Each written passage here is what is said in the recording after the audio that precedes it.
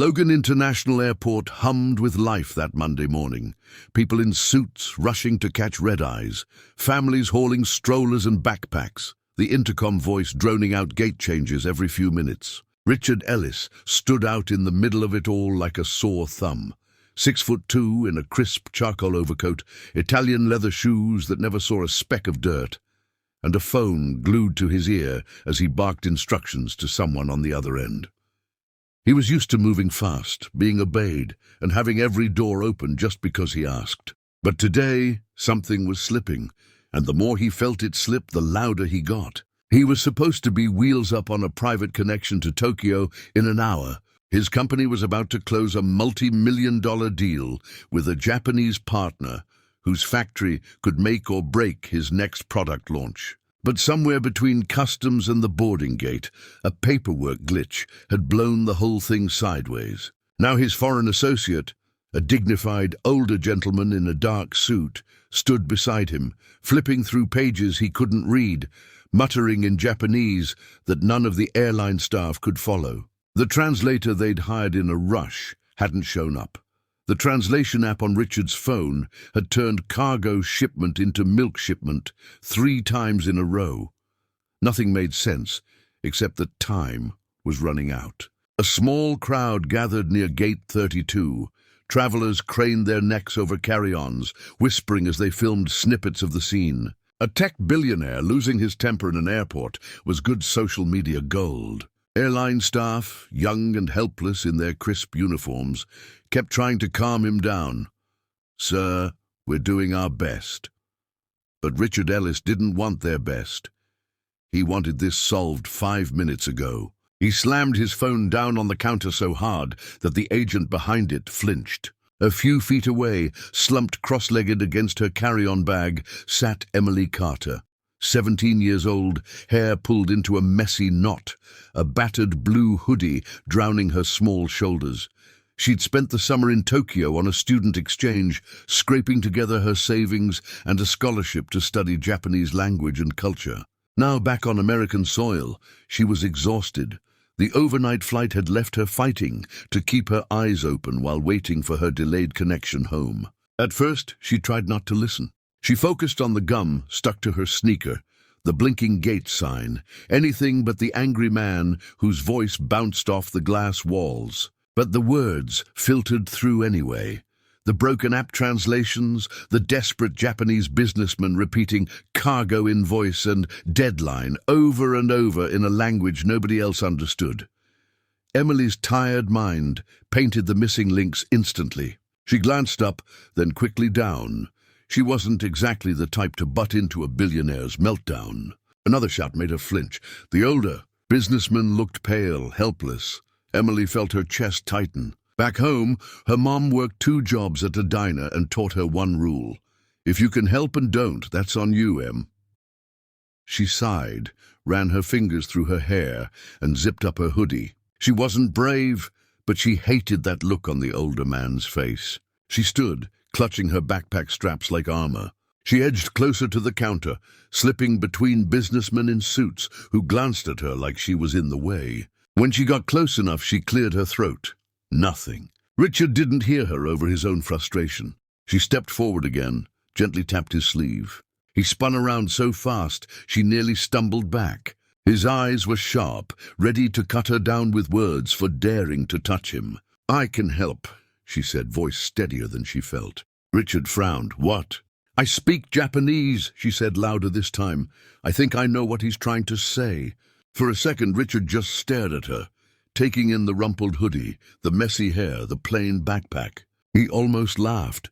A random kid offering to fix a mess his entire staff couldn't handle. He opened his mouth to dismiss her, but stopped when the Japanese man stepped forward eagerly, eyes lighting up with recognition. Emily bowed politely and said something in clear, rapid Japanese.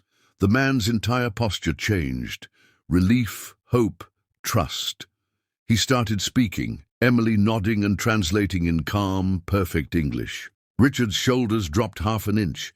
The gate agent leaned in closer. Travelers stopped recording for a moment, realizing the scene had changed. Emily balanced between two worlds, switching words effortlessly, bridging a gap that no app, no assistant, no boardroom contract could fix in this moment. For the first time that morning, the man who controlled everything felt what it meant to truly need a stranger. Emily's words came out calm, certain, so confident that for a moment Richard just listened, stunned at how quickly this kid could flip a mess into order. She explained that the Japanese businessman needed a last-minute customs clearance form for the cargo.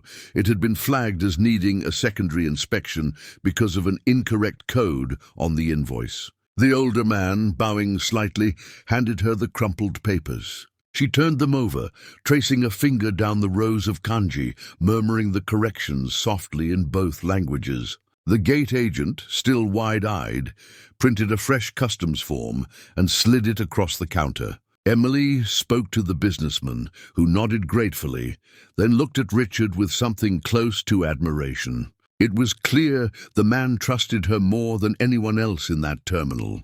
For the first time that day, Richard Ellis felt a tiny spark of humility break through his pride. The line behind them shifted as curious onlookers strained to hear what was happening. Emily barely noticed the phone still, pointed at her. She leaned forward, pen in hand, helping the older man rewrite the shipping details. Her voice was low but firm, slipping between English and Japanese as naturally as breathing. Each time Richard tried to interject, she shot him a polite look that made him hold his tongue. The billionaire who ran global deals was suddenly just a man standing behind a 17-year-old girl with a half-zipped backpack and tired eyes. Minutes stretched into 10, then 20. Finally, the agent stamped the corrected form. The businessman beamed. He turned to Richard, bowed low, and said something that made Emily smile. She translated, "He says, 'Thank you for trusting her. She saved this deal.'" Richard almost choked on a laugh. He hadn't trusted her. She'd trusted herself enough for both of them. He looked down at Emily. Her hair had come loose again, a stubborn lock falling across her cheek as she gathered the papers into a neat stack. She turned to go, slinging her backpack over one shoulder. No fanfare, no waiting for praise. She was just going to melt back into the crowd, unnoticed like always. "Wait," Richard said. He hated how rough his voice sounded. Emily paused but didn't turn fully around. "Who are you?" he asked, softer now. "How did you even—" She shrugged, finally meeting his eyes. "Just a student. My mum says help if you can. I could." Before he could say more, the older man pressed a business card into Emily's palm. He thanked her again in Japanese, bowing even lower. Richard noticed that Emily held the card like it was the most delicate thing in the world. He reached for his wallet, about to offer her something, anything, but she waved him off gently. "It's okay," she said. "Good luck with your flight." She stepped away from the gate, blending into the sea of waiting passengers. Richard stared after her, brain still reeling. The noise of the terminal came back all at once. The flight announcements, the murmur of travelers, the whir of luggage wheels on polished floors. He turned to his associate, who was already nodding enthusiastically and gesturing that they needed to board now. By the time Richard looked back, Emily had vanished. He felt something tighten in his chest, an unfamiliar twist of gratitude and discomfort. In his world, deals were done with signatures, contracts, lawyers. But sometimes the biggest deal in the room came down to a stranger's kindness and a teenager's stubborn bravery. The boarding process moved quickly now that the problem was solved. Richard and his team disappeared down the jetway. Somewhere far behind them, Emily sat in a corner near gate 14, feet tucked up, finally catching her breath. Her phone buzzed. Her mom's tired but loving voice message. "Hope your flight was okay, kiddo. Call me when you get home." Emily smiled. She slipped the Japanese businessman's card into her wallet, not sure she'd ever need it, but liking the feel of it there. She didn't care if the videos went viral. She didn't care if the man in the expensive suit remembered her name tomorrow. What mattered was that she'd done what her mum taught her. Help if you can. That was enough. On the tarmac, as the jet's wheels lifted off the runway, Richard Ellis found himself replaying the moment over and over, the way a stranger's daughter had stepped up when his entire team had failed. In a world where money bought almost anything, a quiet teen's voice had bought him something priceless: time, trust, and the sudden humbling knowledge that sometimes the smallest hand in the room could hold the biggest power of all.